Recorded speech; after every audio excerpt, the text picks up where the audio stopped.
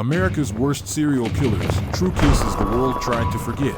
Welcome back to Justice Reversed, where real crimes meet real justice. Number 1. Jason Allen Thornburg. It started with flames in a church dumpster. It ended with a death sentence and 5 confirmed victims. On a quiet morning in Fort Worth, Texas, firefighters responded to a report of smoke rising from behind a local church. What they found wasn't a routine trash fire. It was human remains, dismembered and burned inside plastic tubs.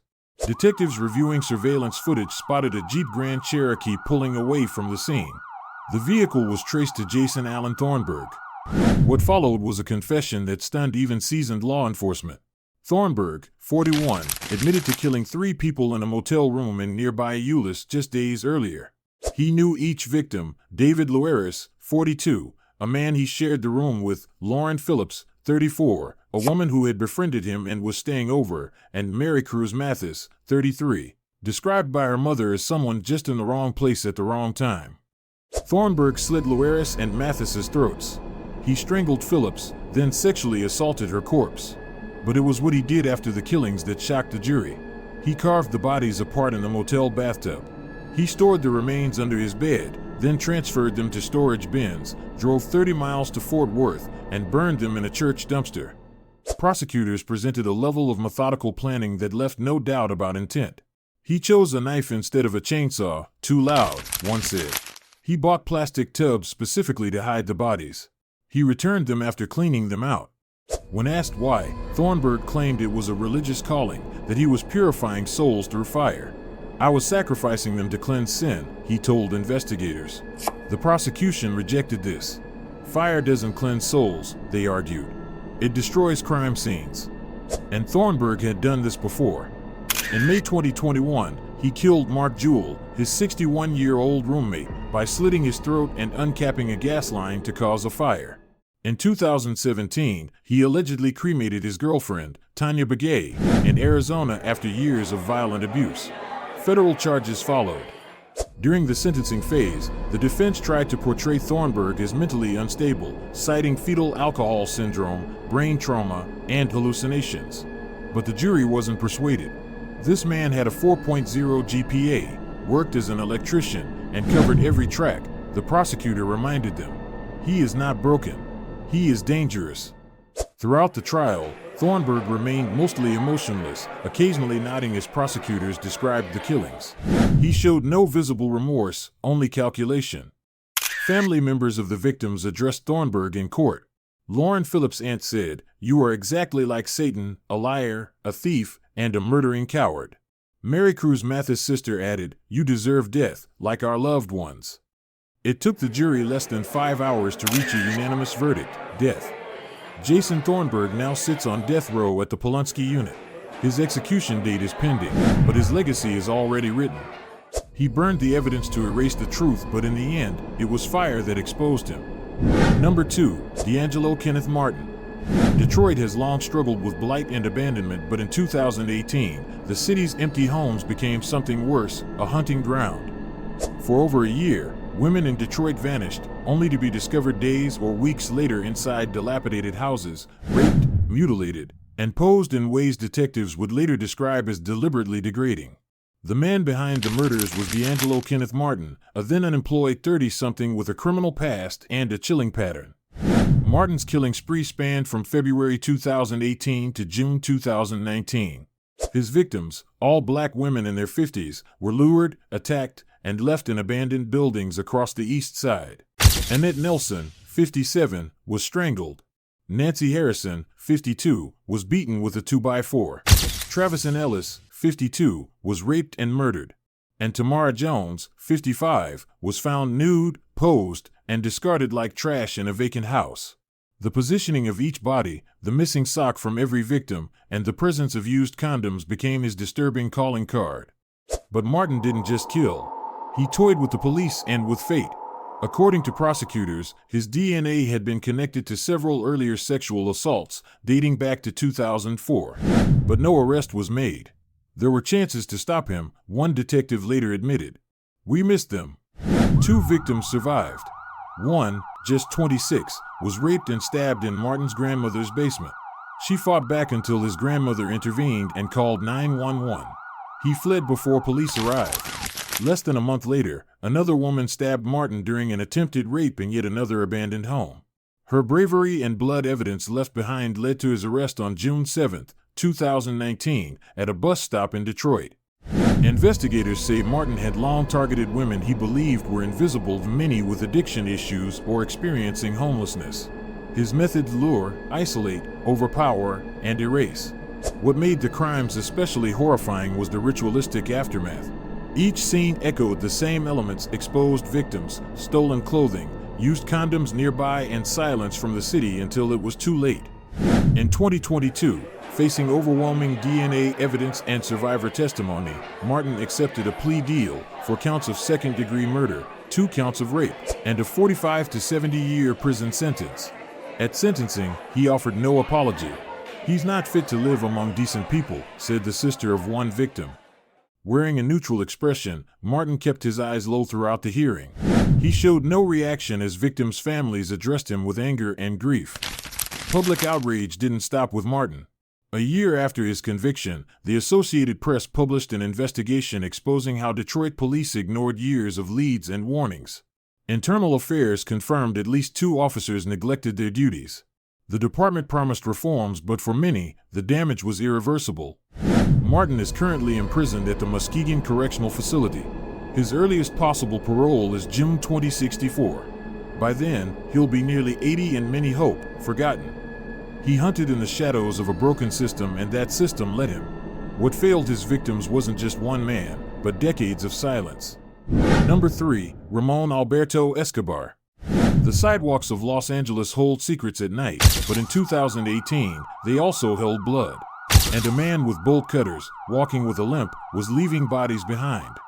Ramon Alberto Escobar, 47, committed one of the most brutal homeless murder sprees in recent American history. Between August and September 2018, he killed at least 7 people and injured 7 more across Texas and California. His victims were mostly homeless, vulnerable, and asleep when he struck. His rampage began in Houston, Texas. Escobar bludgeoned his 65-year-old uncle, Rogelio, to death with a police baton after a family dispute. 2 days later, he strangled his 60-year-old aunt, Dina, inside her van. Their bodies were dumped in separate dumpsters. Dina's van was later torched and abandoned on a Galveston beach. Before police could question him again, Escobar fled the state. By September, he was in Los Angeles, where the violence escalated. On September 8th, an unidentified homeless man was attacked in Santa Monica. 2 days later, Juan Antonio Ramirez, 51, was struck in the head and later died from his injuries. On September 16th alone, Escobar bludgeoned 3 sleeping men in downtown LA. Brandon Ridout, 24, and Kelvin Williams, 59, died. Tyvon Harmon, 23, survived. 4 days later, Stephen Cruz Jr., 39, was beaten to death under the Santa Monica Pier. Surveillance footage showed Escobar walking with a distinct bow-legged limp, striking his victims with a baseball bat or bolt cutters, then rifling through their pockets. LAPD detectives described his attacks as opportunistic, targeted, and sadistic. On September 24th, after his final assault on Jorge Martinez, Escobar was spotted by a Santa Monica officer who recognized his gait. Inside his SUV, officers found the weapons used in the attacks. Upon arrest, Escobar confessed not only to the California murders but also to the deaths of his aunt and uncle in Texas. The violence had a long shadow, and Escobar's past revealed why. Escobar's background was marked by instability. A Salvadoran immigrant, he had been deported 6 times since the 1990s. He returned illegally each time. Diagnosed with schizophrenia in 2001, he was periodically hospitalized but never deemed incompetent to stand trial. His criminal history included burglary, assault, and illegal re-entry. In May 2022, Escobar pleaded guilty to 3 counts of first-degree murder with special circumstances, 7 counts of attempted murder, and the 2 Texas murders. He received 2 consecutive life sentences without parole, plus 124 years to life. At sentencing, Suzanne Gonzalez, whose son was murdered under the pier, said, "He was murdered for no reason whatsoever. All of us are devastated." Wearing prison blues and expressionless, Escobar responded guilty over and over in court as the judge read each charge. He showed no remorse. In 2023, Escobar allegedly killed again, this time in prison. His cellmate, Juan Villanueva, was found strangled with a ligature. Escobar now awaits prosecution for what could be his 8th murder. He didn't just prey on the forgotten. He relied on systems that forget. And until that changes, men like Escobar will keep walking through the cracks. Number 4, William George Davis. ICU is where lives are saved. But here, they were quietly ending and no one noticed the man in scrubs. William George Davis was trusted to save lives. Instead, prosecutors say he used his position as a nurse at Christus Trinity Mother Frances Hospital in Tyler, Texas, to murder 4 patients over the span of a year. The method? Silent and invisible. He injected air into their arterial lines, a deliberate act designed to mimic natural death, but with catastrophic results. His victims, John Lafferty, Ronald Clark, Christopher Greenway, and Joseph Kalina, had all recently undergone heart surgery and were recovering when their conditions suddenly collapsed. CT scans showed the same anomaly in every case: air in the brain. Dr. William Yarborough, a veteran pulmonologist, told the jury, "In 30 years, I've never seen anything like it. You don't get air in the cerebral arteries by accident." Behind the scenes, Davis's motive came into focus. In a recorded jail call to his ex-wife, Davis admitted he was intentionally prolonging ICU stays to boost his overtime pay. "The longer they're there, the more I work," he said. But prosecutors pushed further, arguing the money was only part of the story. "He liked it," one said. "He liked being in control of life and death." The case broke open after hospital staff noticed the pattern. Surveillance video showed Davis entering patient rooms just before alarms went off. He was fired in March 2018 and arrested a month later. By then, Joseph Kalina had suffered a massive stroke and would remain in a vegetative state for nearly 2 years before dying. In court, Davis pleaded not guilty. His defense attorney, Philip Hayes, insisted the hospital was trying to scapegoat Davis to cover up systemic failures. But jurors weren't convinced. After a brief deliberation, they returned a unanimous verdict guilty of capital murder. On October 27, 2021, Davis was sentenced to death. His death sentence, delivered by a Smith County jury, is now under automatic appeal. He sat in court in a beige jumpsuit, face neutral, eyes downcast, showing no reaction. Victim families remained silent but visibly emotional. Prosecutors told reporters he will never hurt another person again. Since Davis's dismissal, the hospital has not reported any similar incidents. Yet critics argue more should have been done to prevent it in the first place. No staff protocols were changed. No public inquiry was launched. And according to legal filings, Davis had previously made questionable decisions during his shifts, long before suspicions were formalized. As of 2024, Davis is appealing his sentence. But the process hit controversy when jurors reported harassment by defense investigators, calls at odd hours, contact with employers, even attempts to reach elderly parents.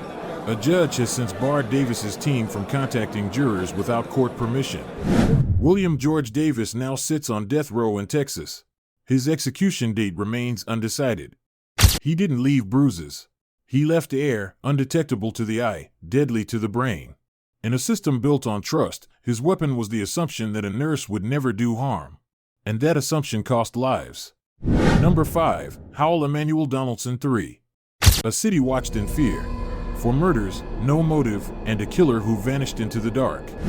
Howell Emanuel Donaldson III, 26, unleashed terror on Tampa's Seminole Heights in late 2017. Between October 9th and November 14th, he shot and killed 4 people, each alone, each targeted without warning, and all within a half-mile radius. The first victim, Benjamin Mitchell, 22, was gunned down at a bus stop. 2 days later, Monica Hoffa, 32, was shot while walking to a friend's house. Her body was found in a vacant lot. On October 19th, Anthony Niboa, 20, a young man with autism, was killed after accidentally boarding the wrong bus.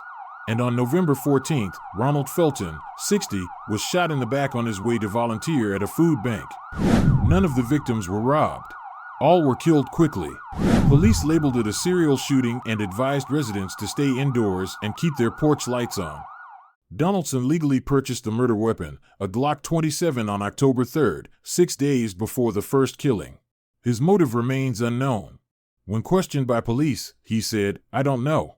Probably lost a loved one," or "I don't know." The break in the case came thanks to a tip from Delonda Walker, the manager of a local McDonald's where Donaldson worked. On November 28, he handed her a duffel bag and told her not to open it, just to hide it. She called the police. Inside was the Glock used in all 4 murders. Donaldson was arrested inside the restaurant. His phone data placed him at each murder scene. Blood-stained clothing found in his car matched surveillance footage of the suspect. The gun was the final link. Ballistics tests were conclusive. Initially, Donaldson pleaded not guilty. His parents expressed disbelief, calling the accusations out of character. He was ruled competent to stand trial. Prosecutors sought the death penalty, describing the murders as cold, calculated, and premeditated. But in May 2023, Donaldson changed his plea to guilty. He was sentenced to 4 consecutive life terms without the possibility of parole. In court, he appeared stoic, wearing plain clothes, answering guilty to each count without emotion. Monica Hoffa's father, Kenny, told reporters he hunted people for sport. Ronald Felton's brother said, "Let him live so he can think about what he's done." Donaldson is now incarcerated at Avon Park Correctional Institution in Florida. No parole. No appeals. The Seminole Heights murders left a permanent mark on Tampa. Residents still remember the fear, the warnings, the silence after dark. The case exposed how quickly safety can vanish and how a single gunman can disrupt an entire city. Justice came not with sirens but with a fast food worker brave enough to speak. Sometimes, the person who saves a city isn't in uniform. They're just someone who refuses to stay quiet. Number 6, Emanuel Presley. He stalked 2 different worlds, the homeless and the everyday, and neither was safe once he started pulling the trigger. Between September and December 2014, Emanuel Presley turned the streets of Atlanta into his hunting ground. His victims were strangers. The method was execution style. And the motive? Presley would later say he became addicted to murder. Presley's killing spree began with 53-year-old Calvin Golston, a man with schizophrenia known to sleep at a strip mall in DeKalb County. On September 26th, Presley shot him 3 times. Then came November and 3 more murders. Dorian Jenkins, 42, was homeless and wrapped in a blanket when Presley shot him 5 times on the sidewalk. Just days later, Tommy Mims, a 68-year-old scrap collector known as Can Man, was found under a railway bridge. He had been shot 7 times, 2 of those rounds to the head after he was already dead. Detectives called it overkill. One even noted he had to reload. But Presley wasn't done. On December 6th, he murdered Karen Pierce, a 44-year-old hairstylist walking to her car after dinner in downtown Decatur. Unlike the others, Pierce was not homeless, but like them, she was alone. Police later concluded all 4 killings were random. The weapon used in all 4 attacks was a stolen Taurus Raging Judge revolver. Presley had taken it months earlier with the intent to commit robberies, but instead used it to kill. Police had no leads until December 11th, when Presley was caught trying to sneak through a MARTA train turnstile. He acted nervous. Officers searched his bag and found a .45 caliber revolver and a box of hollow-point cowboy bullets, the same kind seen in photos of the crime scenes. The weapon matched. Presley confessed. Surveillance footage, ballistic evidence, and cell phone data confirmed it all. "I'm not a serial killer," he told the court. "I'm a brother with some serious issues who did things I'm not proud of." Mental health records revealed a long history of instability, substance abuse, schizophrenia, and violence dating back over a decade. He once beat his mother during a domestic dispute, threatened to kill her and the police, and had multiple arrests for assault and indecent conduct. Presley pleaded guilty to all 4 murders. In 2016 and 2017, he received 4 life sentences without the possibility of parole. During sentencing, the father of victim Karen Pierce described her as a woman who believed in helping strangers. Presley showed little emotion in court, dressed in plain khakis, eyes low, voice subdued. Now 44, Emanuel Presley is serving life at Telfair State Prison in Georgia. No appeal, no clemency requests. He chose victims who wouldn't be missed, or so he thought. But even in silence, their stories were heard. And in the end, it wasn't a manhunt that caught him. It was a transit fare. Some predators don't hide in the shadows. They move in plain sight until their cruelty becomes too loud to ignore.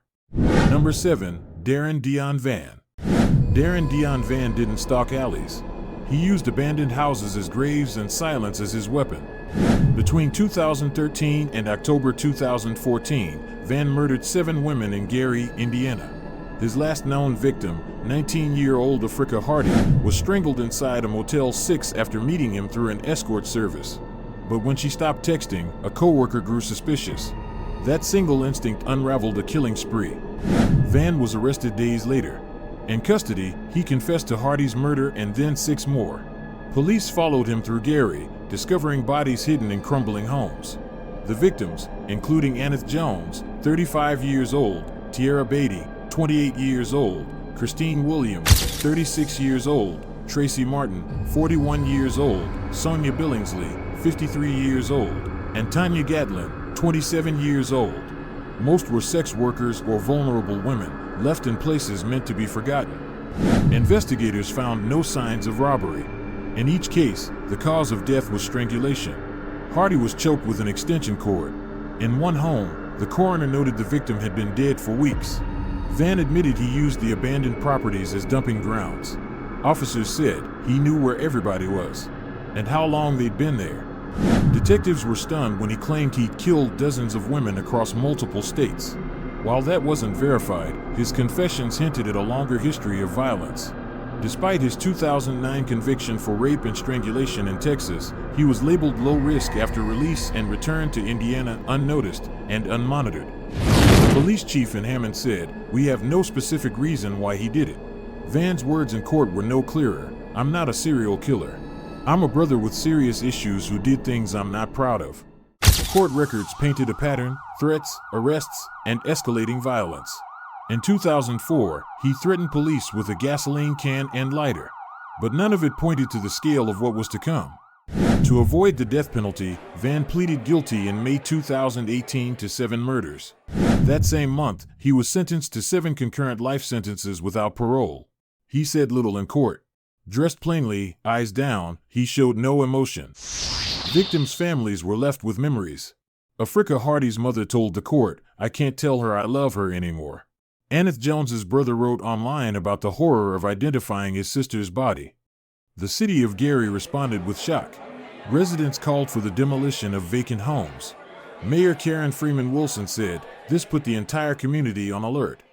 Darren Deon Vann now serves life at Wabash Valley Correctional Facility.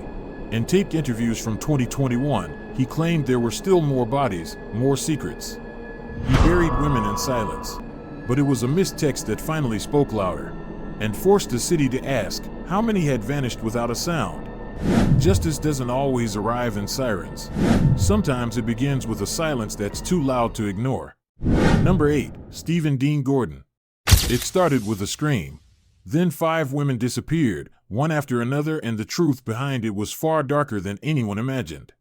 Between October 2013 and March 2014, Stephen Dean Gordon and his accomplice, Frank Cano, targeted young women in Santa Ana and Anaheim. The victims, all tied to prostitution, vanished without a trace, except one. The body of 21-year-old Jarre Estep was discovered on a recycling center conveyor belt in Anaheim, sparking the unraveling of the case.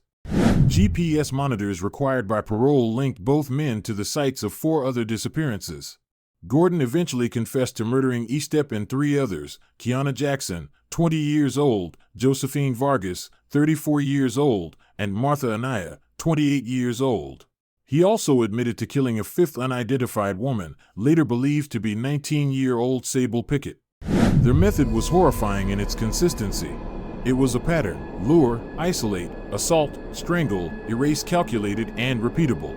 In some cases, they stripped and cleaned the bodies before disposing of them. Prosecutors stated they gave the women hope, then took it away. For 3 of the victims, their bodies were never recovered and are believed to be buried in landfills. Text messages later revealed the duo's explicit planning, discussing how to kidnap and kill. Authorities confirmed GPS data placed both men at the scenes around the time of each disappearance. Gordon told police he was a narcissistic, controlling, homicidal sociopath and that he deserved to die. Before the murders, Gordon had already served time for child molestation and kidnapping. His troubled past included growing up in poverty, being bullied for his height, and becoming increasingly violent at home. In court, he admitted responsibility and chose not to ask for leniency. "If you kill 4 people like this in cold blood, you deserve to die," he told jurors. In February 2017, Gordon was sentenced to death after being found guilty of 4 counts of murder with special circumstances of kidnapping and multiple killings. Frank Cano, facing the same charges, later pleaded guilty and received life without parole. As the verdict was read, Gordon stood still in a tan jumpsuit, his eyes fixed downward, showing no visible emotion. In court, victims' families wept, clenched hands, and remembered their daughters. Jody Estep said of her daughter's death, "I can't say it's justice, but it's peace." Kathy Branson, Kiana's mother, called the life sentence the right punishment. Others, like Martha Anaya's daughter, expressed only rage. They didn't deserve what he did. The case triggered public outrage over lapses in sex offender monitoring. Both men were under parole supervision and wearing GPS devices, yet were able to commit a series of murders. Stephen Dean Gordon remains on death row at San Quentin. In his words, he knew exactly what he'd done and accepted his fate. But the question remains, if GPS data could convict him, why couldn't it stop him? The real horror wasn't just the murders, it was the fact that 2 registered predators, under GPS monitoring, carried out a deadly serial killer spree while the system slept.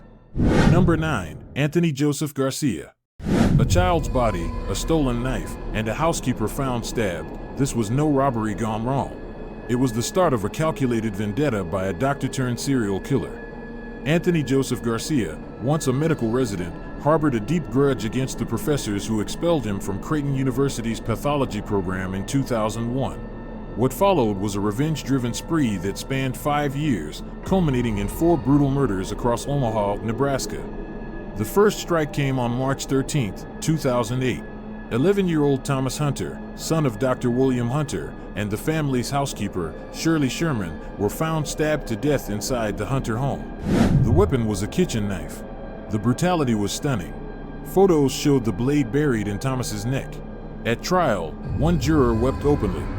Investigators were stumped until May 14, 2013. Retired Creighton pathologist Dr. Roger Brumback and his wife, Mary, were found murdered in their home. He had been shot and stabbed. She was stabbed multiple times. Both Dr. Brumback and Dr. Hunter had signed Garcia's dismissal letter more than a decade earlier. It wasn't random. In fact, Garcia had tried and failed to break into a third professor's home earlier that day. After triggering an alarm, he used his phone to search for the Brumback's address. Police soon uncovered handwritten checklists in Garcia's home, by common shoes. Tape your fingers. Planning was clear. So was the motive. DNA found at the failed break-in scene matched Garcia. His credit card and cell phone data placed him in Omaha during the Brumback killings. A handgun magazine at the scene matched a firearm he'd just purchased. A former stripper testified Garcia confessed to killing a boy and an old woman. Omaha detectives, coordinating with Indiana police and the FBI, tracked him down. On July 15, 2013, they arrested him during a traffic stop in Illinois. Garcia's past foreshadowed everything. He'd been forced out of residencies for unprofessional and inappropriate conduct. Faculty called him arrogant, belligerent, and even cruel. At Creighton, he once distorted an autopsied body for amusement. Yet it took years and more bloodshed before authorities connected the dots. In 2016, Garcia was convicted of 4 counts of first-degree murder, use of deadly weapons, and felony burglary. In 2018, a 3-judge panel sentenced him to death. At sentencing, Garcia sat slouched in his chair, eyes shut, shoulders limp, showing no sign of remorse as grief echoed through the courtroom. Thomas Hunter's mother described her son as the joy in everybody's life. Shirley Sherman's son said he was haunted by courtroom photos of her body. Closure, one family said, was never coming. Garcia remains on death row at Tecumseh State Correctional Institution. His appeal, citing 130 trial errors, was rejected in 2023. Nebraska retained the death penalty by public vote during his trial, a reflection of the outrage his crimes provoked. They were surgeons, professors, parents, never expecting that a dismissed student would return, years later, to kill. He came for revenge. but he left a legacy of loss that no verdict could fully mend. Justice may have prevailed, but it did so in the shadow of a child's scream. Number 10. William Clyde Gibson. Duct tape, broken bones, and a backyard grave. This was an impulse. It was a ritual. And William Clyde Gibson wasn't done. Once a dishonorably discharged Army soldier and failed medical technician, Gibson turned into one of Indiana's most terrifying killers. His spree spanned a decade, leaving 3 women dead and an entire region stunned. His first confirmed murder was Karen Hodella, a 44-year-old beautician from Florida. They met at a bar in Jeffersonville, Indiana, in October 2002. When an argument broke out over stolen pills, Gibson punched her and stabbed her multiple times in the throat. Her body was dumped and left to decompose. A year later, he tattooed a knife and the date of the killing on his arm. But it wasn't until 2012 that Gibson's violent pattern would fully come to light. On March 24, 2012, he met 35-year-old Stephanie Kirk at a local bar. They drank, used drugs, and returned to his home. There, he raped her, strangled her, and broke her back during the assault. He buried her in his backyard, covering the grave with concrete. She wasn't found until weeks later, after police were already digging. Just weeks after Kirk's murder, Gibson struck again. This time closer to home. On April 18, 2012, Christine Whitus, 75, came by Gibson's house to check on him. She was a longtime friend of his mother. But Gibson duct-taped her, sexually assaulted her, and strangled her. He mutilated the corpse, cutting off one breast and breaking her back. "I wanted someone else to hurt like I was hurting," he later told detectives, referencing his mother's recent death. The brutality shocked even seasoned investigators. It was Gibson's own sister who discovered Whitus's body the next day and called police. He was arrested later that afternoon, drunk and driving Whitus's car. In custody, Gibson not only admitted to killing Whitus but also confessed to the 2 other murders. He even led officers to Kirk's grave. In court, Gibson showed little remorse. He pleaded guilty in 2 of the cases and told the judge his death sentence was no big deal. At sentencing, Gibson slouched in his chair, eyes shut, jaw slack. He looked like a man half asleep until the judge said death. Then he smirked. Families of the victims spoke through tears. Prosecutors said, if any case warranted the death penalty, this was it. He received 2 death sentences and a 65-year term for the first killing. Appeals citing mental illness, addiction, and brain injury were rejected. In 2019, the Indiana Supreme Court reaffirmed all convictions. William Clyde Gibson remains on death row at Indiana State Prison. He has not been executed. To this day, Christine Whitus's family refuses to drive past the street where she was found. Karen Hodella's sister says she still sets a plate for her on holidays. "We survived him," she said, "but not without scars." What began with a single, buried truth grew into a pattern of predation. The shock wasn't just in how he killed, but how long no one stopped him. Each of these names holds a story that chills the spine, but these are just the ones who got caught. Behind locked doors and overlooked files may lie more victims, more truths, and more killers who've slipped through the cracks. What drives a person to kill again and again? How does justice keep up and how often does it fail? If you found this video gripping, subscribe to Justice Reversed and hit the bell icon so you never miss what's coming next. Because our next episode dives even deeper into the minds of America's most dangerous and the systems that let them roam free. You've just heard of the crimes. But trust us, the next ones are even worse.